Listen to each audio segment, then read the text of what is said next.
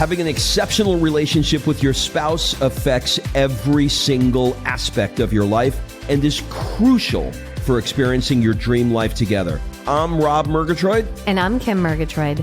Listen in on our honest, filter-free conversations as we navigate life and business together without killing each other. You'll learn by osmosis how to transform the friction you feel in your relationship into a purposeful foundation that will allow you to grow together. Welcome to the Friday Podcast. Kimberly, Greek church with a Russian dome. Murgatroyd. Greek church with a Russian dome. Yeah. That's what you're going with? We had a gentleman here in our house yesterday, right where you're sitting. And he was talking about Greek churches, and he indicated that it was the Russian style Greek church. The Orthodox. So this is what I called you, because you're Greek and you're Orthodox. Thank you. If you were any Orthodox other than Greek, by the way, do you consider yourself Greek Orthodox? I am actually Catholic. But my father... Why are you Catholic? Because my mother's Catholic and my father's Greek Orthodox. Why would you then become Catholic? Because you go with the mother, traditionally. Are you a traditional gal? I didn't have a choice. No one asked me as an infant. If you could do it again, would you have chosen to be Greek Orthodox? Oh boy, you're going to send me over the edge on this one. But yes. I would have chosen to be a Orthodox Hasidic Jew. I know you would. You love it. You're obsessed. Although I do have a problem with the outfits. It's a super outfit to rock, but you got one day with it. Yeah. How could you do it every single day? Yeah. Although it would play at Scorpios, though. On Scorpios, the Greek club in Mykonos. By the way, we're in Greece right now. I think this is our first podcast we're recording from the Greek islands, and we're here for 1 full month. And this year we're in Paros, and we rented a little house. If you follow us on social media, we started in a McMansion with our friends. There was no Mick in that mansion. No, it was just a straight up baller property. And then we moved over to our little humble abode that we booked for the month, and it's amazing. My child has opened up a kitten cafe on our terrace, and she just fed another one. She's got a little satisfied customer taking a break right now, and we're living life, as they say, in the Greek islands. I see cats coming one by one here. Knocking on the door. They look like they're going to kill somebody, and then you guys come out with food. And then I look over an hour later, and they look like they just had Thanksgiving, and they're looking for the remote control to watch The Wizard of Oz. They get their hand in their pants. But listen, this is not why we're here today. We're here today to discuss something actually a little bit more on the seriouser side than our normal podcast, but certainly in line with it. And I think the way to introduce it is to sort of go through these two stories. So how about I pick one of them, and you pick the other one. I'll start with the first one. Let me do this one. About a year ago, I was getting my hair did. And recently, the Florence Magazine had done an article on Kim and I moving there. It was a beautiful article. It was a full-page article. In Florence, it's a small community, so people who are there are going to read it. And someone recognized you. And I was recognized. Your hair, you're so recognizable in general. We can go to the same restaurant for 20 years and they recognize you if you walk in the door. But if I walk in without you, they're like, first time here? It's the hair. It's the hair. It's the hair. And it enters the room before you do. It enters the room before me. And this woman, she said, hey, did I just recently read an article about you in Florence Magazine, you and your wife? And I said, yeah. And so we started chit-chatting while we were getting our nails did. Oh, my God, Rob. I get a pedicure while I get my hair cut, by the way. You are such a chick. Best ever. So we started talking. I said, well, how did you wind up in Florence? And she said, oh, it's not a great story. No, I said, how much longer are you going to be in Florence? She said, I'm leaving next week. I said, how long have you been here? And she said, next week will be 90 days. And for those of you that travel or know this, you can really only travel 90 days in Europe without having some sort of documentation that extends it. And I said, are you going back? She said, yeah, I have to. And I said, what brought you here in the first place? And she said, it's a crazy story. I said, well, what happened? They just started my pedicure. I got time. And she said, we live in Atlanta. And I said, oh, me too. And she said, we were there for 25 years. And I said, oh my God, it's almost to the date, us too. And she said, my husband and I wanted to move to Florida. So we found a place, and we got a beautiful place near the beach.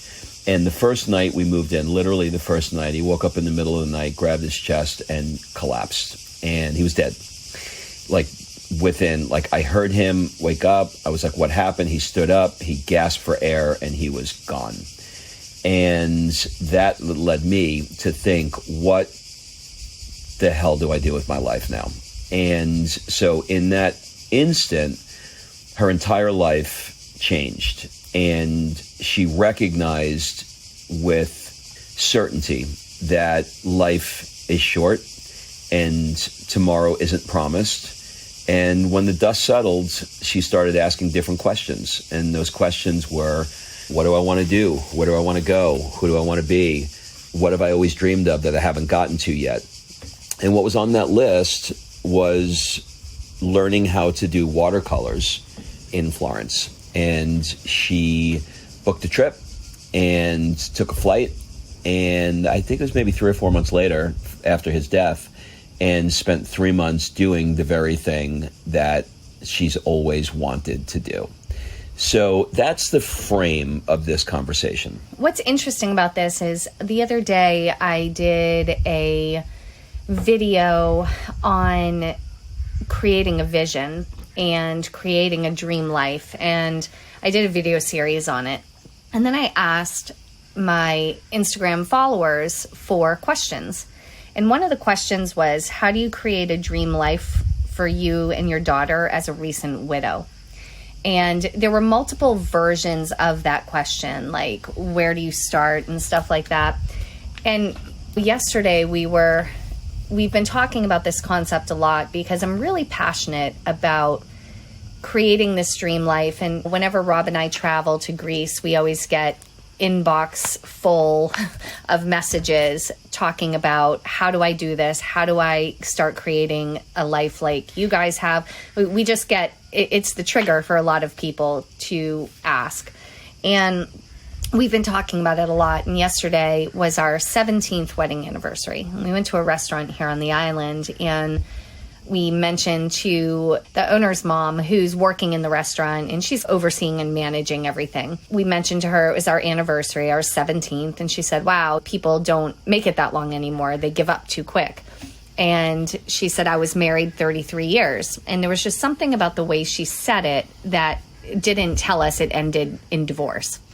And so Rob said, is he still here? And she said, no, he passed away 2 years ago.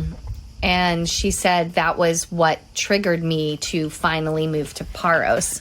She was living in Athens, and she had always wanted to move to Paros, but there was something always in the way. She has a story similar to me with Italy, where when she first came to Paros and stood, like her feet stepped off the ferry and onto the island, she felt home. And that's exactly how I felt when I was 16 years old and I landed in Florence. The moment my feet hit the cobblestones, I was like, I got this jolt of being home. And so I can relate to that. So her husband passed away. They had a loving, wonderful, long marriage, and he unexpectedly passed away. And so she pulled the trigger and she moved to the island, and she's never been happier. And when we heard her story yesterday, it reminded us of all of these stories we've heard over the years and collected, that when you have something big, something that changes your life in an unexpected way, it's typically not good news. That's the trigger for you to finally start living your life. You know, this is an interesting conversation because, you know, as you're listening to these two stories, you're going, well, they're right. I've got to... Life is short. Life is short. I got to live my life. And 99.9% of you will likely not do anything today to step into that very thing that your heart's been calling you to do. That's just the reality of it. I don't wish that for you, but that's the reality of it. And what generally makes somebody step into it is something significant where they don't have a choice. And I think the universe does that. I'm not saying that this man life ended because she needed a change. I'm just saying that the universe has an interesting way of facilitating change. And I'm taking this course now with Joe Dispenza. And one of the things that he's talking about is how we are creatures of habit of our familiar surroundings. He talks about how you can put your tomorrow on your yesterday, or your yesterday on tomorrow, because we keep repeating the same things over and over again. And when change actually happens, it's generally because of something like this, where they can't put their yesterday on tomorrow because the yesterday is not the same. The world is different now. Everything has changed. And finding a way to interrupt the hypnosis of that pattern that you're in. You get that intuitive voice that tells you, I want to be doing something else. I feel like I want to be somewhere else. I want to be someone else. Whatever that voice is. We have 60,000 thoughts a day, and 90% of them are the same thoughts over and over again. So finding a way to get leverage on yourself to listen to that little voice that you have, to take action on what that change is, I think is where the work comes in. It's definitely an interesting conversation, because yesterday when we were having this, I said to Rob, I said, I am so proud of us. And I'm so proud of us for, number one, putting the effort in to figure out what we actually wanted. If you rewind our life, right, 5 years, if you rewind our life 10 years, what you would see is two people working in a physical business, dreaming of a life of location independent freedom. We have been chasing the goal of being able to live where we want, work when we want. We have been chasing that goal for a very long time. And if you rewind us back to when Sophia was born, that was not our life. She's 8 years old, turning 9 next month. And our life was very different when she was born. And it's interesting because having her was the catalyst for us to seriously sit down and design our life. If you remember that, Rob. Yep. We had Sophia. Rob was working. I didn't go back into the clinic yet. I didn't want to go back into the clinic at all. But financially, I wasn't sure how we were going to do it. And by the way, if you hear that buzzing behind us, they're circadias in the tree, which I've never seen one, but I hear them constantly. I think that's their wings, by the way. It's crazy. So Sophia being born, I was, 36. You were 48 and working these long 7 a.m. to 7 p.m. days, missing the moments with her. Having that experience is what triggered us to truly sit down and say, what do we want our life to look like? Because this is not it. We were unhappy. We were working twice as hard for half the money. He was coming home and giving me the insurance forms, and I was inputting them in the computer while I was breastfeeding Sophia. And it was not the life we wanted. And we did not want to grow up with either of us missing moments of this child's life. And so that was the trigger for us to sit down and to have the conversation and to nail out exactly what we wanted in our life. Now that was, like I said, we're approaching 9 years of that conversation. So it took a few years for us to get it handled. And if you told me 9 years ago when we sat there, so that was 2014. Let's call it the fall of 2014. If you said it's going to take you until 2018, 4 years, to pull the trigger and sell the clinic, I would say that's too long. That's too long. I don't want to spend 4 more years. It's too long. What could I do quicker? What could I do quicker? That's probably what I would have said. But I can tell you, sitting here 9 years later, that 4 years flew by. We created our first vision of moving to California. We created it, we nailed it, and 4 years from sitting down and having our first real conversation about changing our life, 4 years later we did. And then that was 2018. 2021, we sat down and we said, California is not what we wanted. This life is not what we wanted. We want to be in Italy. Or 2020, I guess, we sat down and did this and created the next vision, wrote the next vision, created the next vision board, talked it literally into existence. And you know the story. In 2021, we moved to Italy. So sitting on the other side of this, if you said to me when we sat at that remember the giant round table? We had this giant round table in our house. It was like the King of the Night's table. Like, we could have put 42 people at this table. I don't know why it was so big, but I have an image of us sitting at this giant table, glasses of wine, baby monitor, paper, whiteboard, and mapping out what we want. If you told me then, and you said, I'm gonna tell you your future. In 4 years, you're gonna exit the clinic. In 7 years, and you're gonna move to California, you're gonna live your dream. In 7 years, you're going to not love California so much, and you're going to make the switch and you're going to move to Italy, and you guys are going to find your lane. You are going to be so happy, and you are going to take all of this knowledge on how you did it, on how you created this vision, on how you moved your family across the world for the most joyful, fulfilling life. But it's going to take you 7 years to do it. Like, I would have said, again, too long. But sitting on the other side 9 years later, it flew by. And I'm so grateful that we took the leap. I'm so grateful we sat down 9 years ago to write that vision and to take the first step. I think one of the things from a practical standpoint, if you're finding yourself in these shoes, and when I think about this woman who was in the haircutting shop, she had a calling that was inside her soul to do watercolors in Italy, but she never did it. And it took the death of her husband to motivate her. And this woman that we met in Paros, she's always loved Paros for years. It wasn't her husband's favorite spot. Perhaps there could have been something that was done while he was alive where they could have had some sort of joint vision. And it didn't happen until his passing. And I think some of these things, we just don't have to wait until a tragedy happens. So what do you do in the interim? I think one of the things you do in the interim is you ask better questions, and you ask yourself, if you're not feeling freedom, ask yourself, what would freedom look like?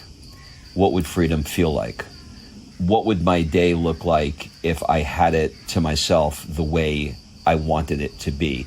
And sometimes, like, I'm in the process of writing this book now, and one of the chapters I'm writing is around this subject. And when I think back, when I was a chiropractor, I was so tied to that adjusting table that I was like, why was I so upset about it? I was upset because I couldn't think, because my patient's symptoms were hijacking my mind.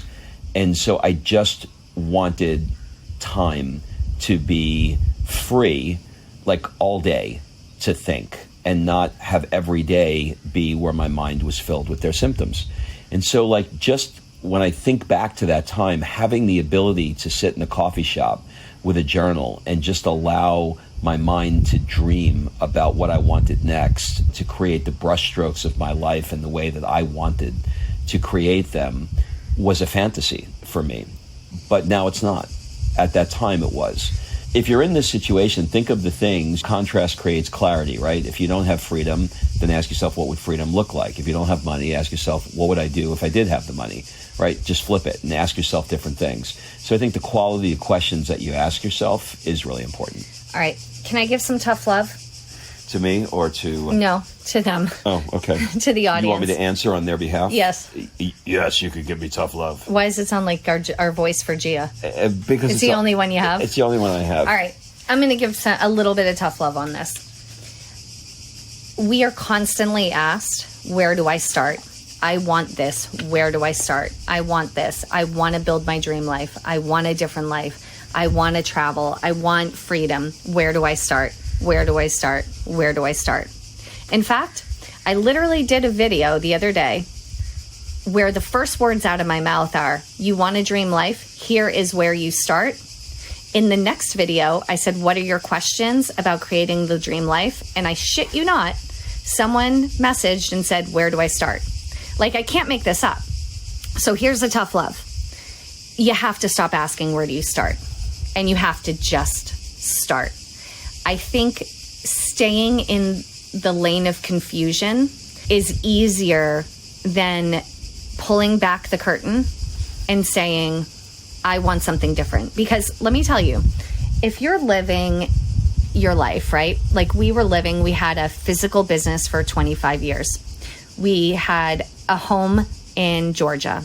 We had friends. We had a life in Georgia. For us to sit down and talk about what our dream was going to be, it didn't include any of that. And so that can be terrifying. Being honest with yourself about what you want can be scary, because the moment you're honest and you say it to your spouse, you write it down, you can't take it back. It's out there and the momentum begins to build. And I think the reason some people don't take action is because they're scared.